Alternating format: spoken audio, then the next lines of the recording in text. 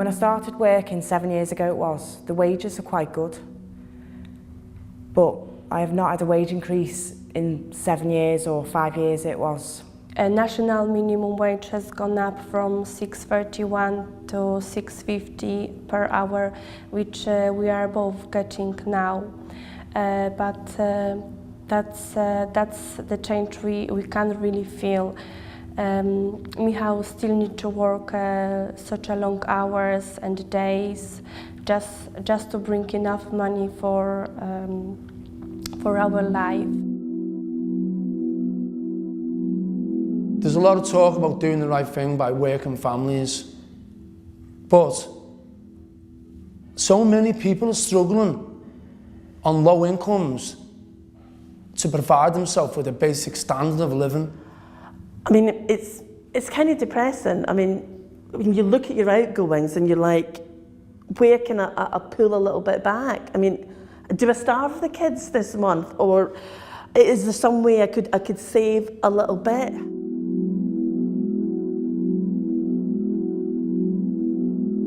I got an email off the landlord, basically saying he wants the house back, get out. He gave me 2 months. That was 4 months ago, so things are getting a bit fraught. I've had a few knocks at the door. I mean, I wouldn't so much as call them heavies, but threatening enough, you know, you need to get out. I said to them, I've got rights, you know. I know what my rights are. They just laughed and walked away. I believe it's 2 men from the letting agency that look after the house.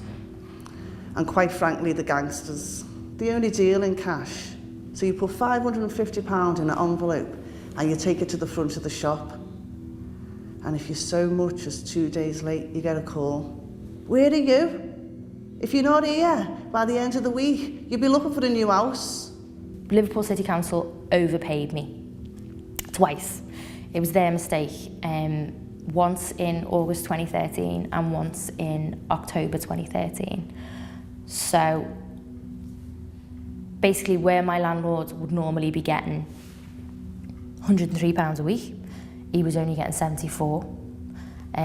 So like my rent got stopped essentially. So there was a £305 shortfall. I got the Wonga loan a year ago. I'm still paying it back.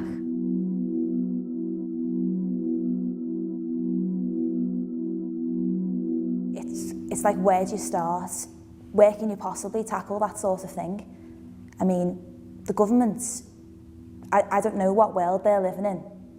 They're seriously out of touch with the people. Money-wise, I can't even tell you when there was the last time there was a raise. Rick, he works now 12 till 10. It used to be 12 till 12, and he'd work those 12 hours, then he'd get a sleep-in rate. And now they've changed all of that. He works 12 till 10, and the extra 2 hours go on the sleeping. So they've actually cut his shift by 2 hours. So for every shift he works, he's 2 hours paid down.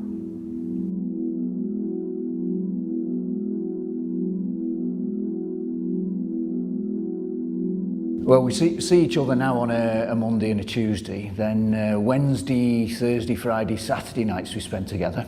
Sunday we don't see each other at all, and then she goes into work, and when she's coming home, I have to go out. When the government came in last time, the new government, the coalition, I lost 120 a week in working tax credits. So I just get my child tax credits now and my wages. Previously, I had working tax credits, so it was like a massive amount of money to lose, so it is completely different now to then. Now I live on my overdraft, not in credit anymore, never credit my bank. Do you know what I mean? It's gone from a £200 overdraft to a £900 overdraft in the space of 2 years. I've got a bank overdraft. It's just an overdraft of £750. They charge me £20 a month to maintain it. It just stays the same. There's nothing I can do about it. So I think that's just going to be there until we can manage to save something.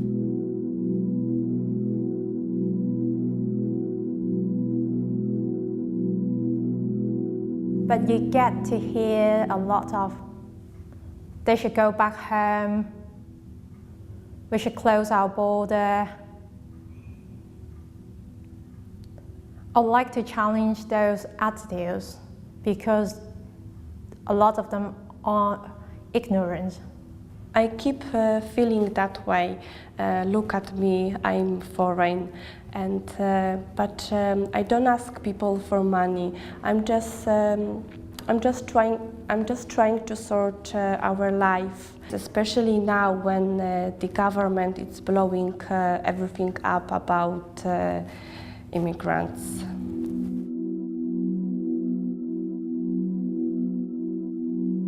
And the staff expenses, they're like £3 a day. So if the lad who looks after wants to go into town, well, that's more than gone, isn't it, already? You know, he's going out from noon till 8 AM the next morning. You know, he'll take a packed lunch with him, which he only gets to eat at like 10 o'clock at night. And that's it. It's just other stuff like the basic conditions, like the staff bedroom, the conditions where he's working. You're back to the same old thing all the time. You're lucky to have a job, like it or lump it. So sometimes when I get too worried, I just go to bed. Then that way, I'm not forcing it onto the kids. I mean, things are bad. I mean, really bad. Thankfully, I'm a strong person. Mental health-wise, I haven't felt anything give yet. But it's depressing. I can't see no way out. I mean, I'm not taking drugs. I'm not at the bingo 5 nights a week. When I found out that I was pregnant, we'd just been talking about our life with Michał.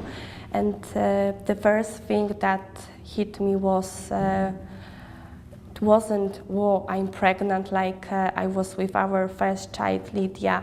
I mean, don't get me wrong, we are happy that we are going to have another member of the family, but that was the first reaction of how are we going to manage, how are we going to cope. Basically, when I'm in work, then the kids are in the house, so then I've got to rely on the dad to step in. But, I mean, if he's not doing it now, I'm just wondering, is he going to do it then?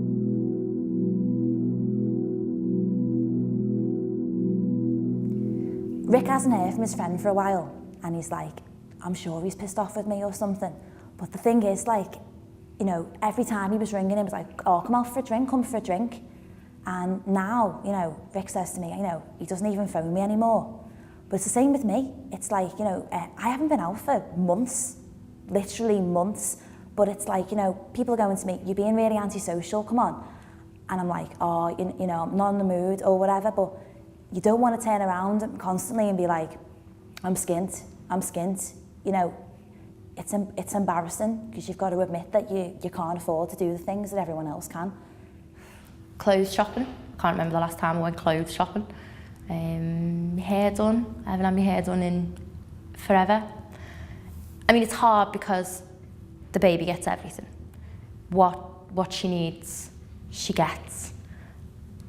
If I've got a bit extra, I might get my hair cut or treat myself to a book or something like that.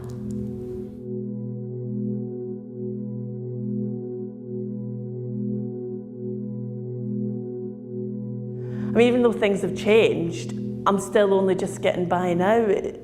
It's like I'm putting in all this time, I'm not with the kids, and for what? If a belief in basic fairness is a British value, isn't it about time we did something about this?